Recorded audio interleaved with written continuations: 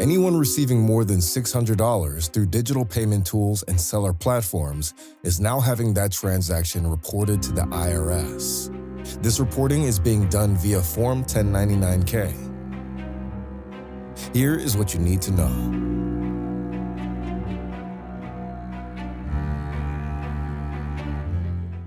If you use digital payment and seller platforms, you'll need to provide your Social Security number and a valid name and address to accept digital payments or to buy and sell tickets online.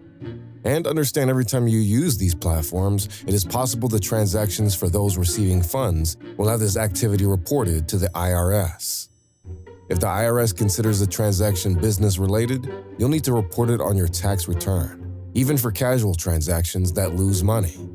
It's often the case when selling event tickets for a loss or taking digital payments at a garage sale.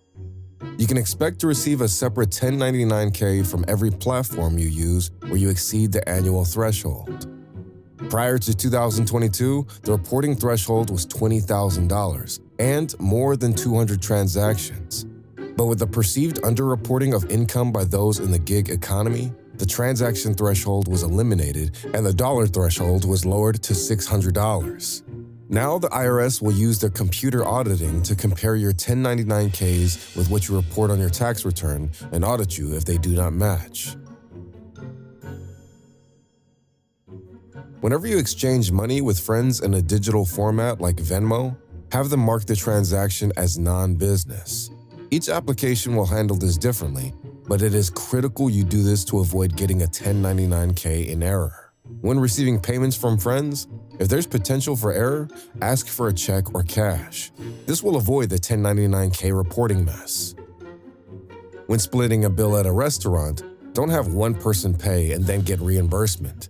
Instead, ask the restaurant to split the bill and everyone pay their share. When receiving a digital payment, you're relying on the person paying you to code the transaction correctly. So, to protect yourself, you now need to keep track of digital money received, who it was from, and for what purpose. Some platforms may report your income twice, once on a 1099-K and again on another tax form like the 1099 Miscellaneous or 1099 NEC. You must actively monitor this information.